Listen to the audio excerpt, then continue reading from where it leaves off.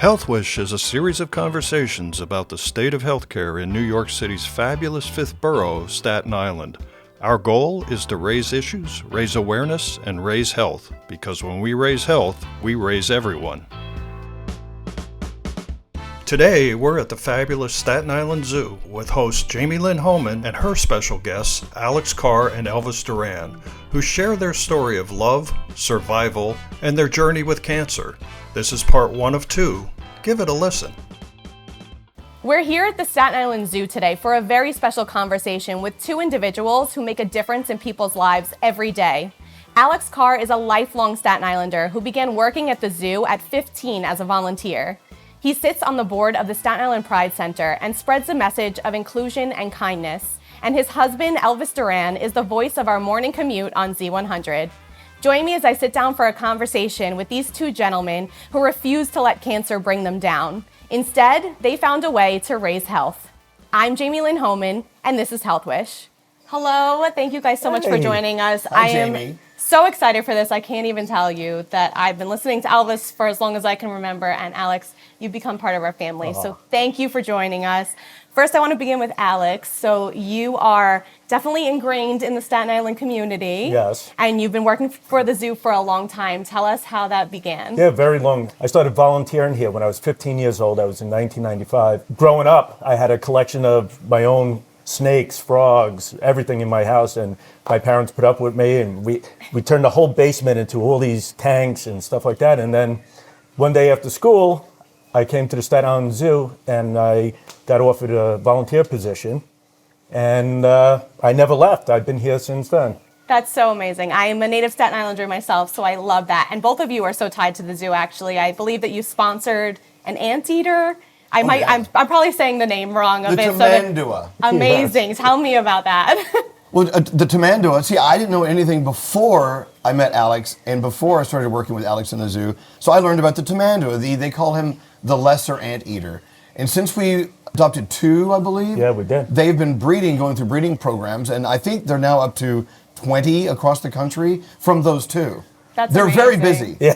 And I heard that one here actually had cancer, and you took care of her, right? Yes, him, actually. Yeah, and that was the original EJ, named after Elvis Jr. And the zoo vets and everything would take him to a specialist in Manhattan, and he lived a very healthy, happy life. Well, that's amazing. And then in addition to working at the zoo, you also are involved with the Staten Island Pride Center. That's correct. So tell me what projects you're working on there. So I'm on the board of the Pride Center, Staten Island, and it's so great. Me growing up on Staten Island, I never let people know that I was part of the LGBTQ community, and I kept it to myself. Growing up on Staten Island, we didn't have a place where we could go to feel comfortable, and the Pride Center now, it's one of those places. We have a lot of young kids that enter and also elderly people, and we supply them with tons of different services. It's a wonderful initiative and something we desperately need on Staten Island. So thank you for being a part of that. And Elvis, you're actually not from New York originally. You're from Texas? Originally from Texas, but I've been in New York more than half my life. So I'm a New Yorker now. I was going to ask that. You consider yourself a New Yorker, I assume. And also you're so ingrained, too, in the Staten Island community. We feel like you're part of us because you share your life with us every morning, basically. And you're with Alex. So we feel like you're a Staten Islander. And I'm glad you consider yourself a New Yorker as well. Well, absolutely. And when I first met Alex, I said, come into the city. He said, well, Staten Island is the city. I said, oh. He said, come to Staten Island. I went, okay. So rather than me pulling him into Manhattan, he pulled me out to Staten Island. So now I have 2 boroughs that I call home, That really is wonderful. And Alex always loves to stay here in his neighborhood. He loves playing in his own sandbox, and I love being over here with him. As do a lot of Staten Islanders. I don't blame you at all. So you both have very unique jobs and clearly didn't live, near each other, I suppose. But how did you meet? Actually, we met through Greg T., which was one of Elvis's co-hosts on the morning show. Every Groundhog Day, Greg T. would come here and report from the Staten Island Zoo with famous Chuck, the groundhog.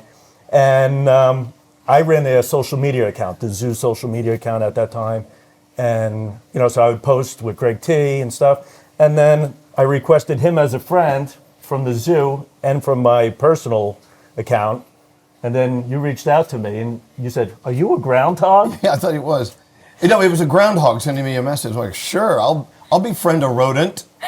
Why not? But we became friends way back then, and we just stayed friends. Yeah. That's amazing. I'm really not surprised that the two of you gravitated toward each other. You were people. You love the community, and you have such large personalities, both of you. So I am not surprised in the least that you are together. And I have to say that I just love the way that you two look at each other. I saw you guys in some video from one of our past events, and I love watching it. Thank you so much. I think one of the reasons it works between us is because we really are opposites in so many ways. Total. I mean, whoever thought this would happen? But it did, and it's still happening. So I love that so much. it's a great story.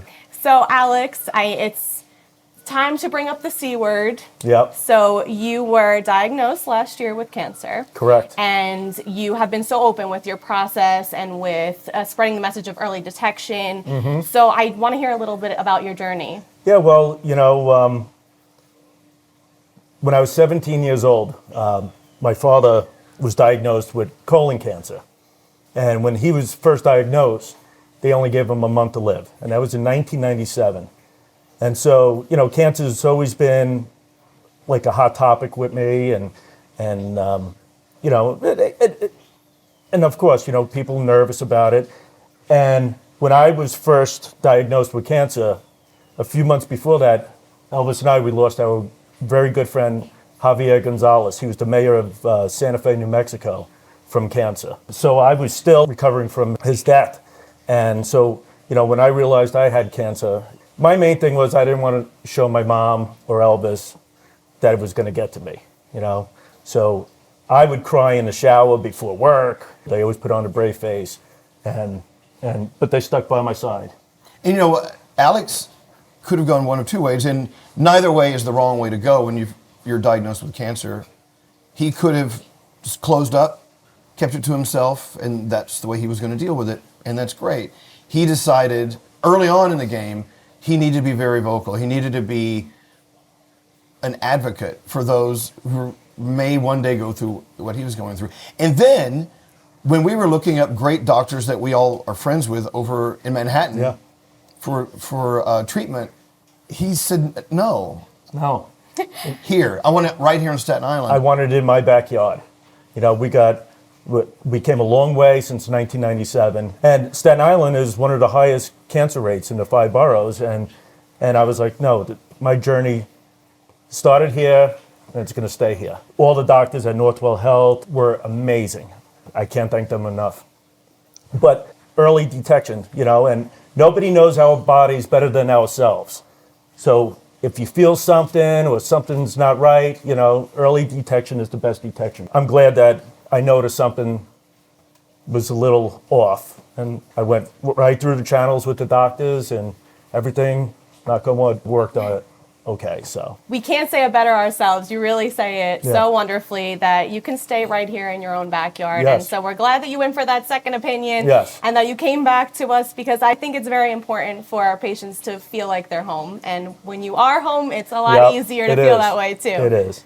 Definitely. And so I want to ask Elvis, because you mentioned it a little bit, but a cancer diagnosis is for the entire family, really. It is. How did it affect you when Alex told you? Well, deeply, heavily. I mean, without doubt, it was frightening. At the same time, it was maddening in a way. I mean, we've had so many friends who have gone through the process and actually came out the other side with positive results, and a few we lost along the way. But we didn't know how to handle it personally. It was a crash course in chemo and help and movement of cancer and aggressiveness of his cancer, and we learned a lot really quickly. Yeah, we did. But, you know, if you are a member of a family and the person you love most in your family has cancer, you do have to know when to move back, let them own their own journey. And I had to do that. There were many times where I wanted to like take control and protect him, because that's what you naturally want to do. At the same time, I don't know exactly what he's going through. It's his cancer. And I had to sit back and just trust that he would make the right decision for himself. And sometimes I had to bite my lip. I didn't agree with his philosophy sometimes, but it didn't matter. I was there to support him. Still am. Be sure to join us again for part 2 to learn how Alex and Elvis have turned their personal journey with cancer into substantial benefits for others who will walk the same path. HealthWish wishes to thank our very special hosts, the great Staten Island Zoo. We're very interested in your health wish. Contact us at healthwish@northwell.edu. Thanks for joining us. We hope to see you again soon.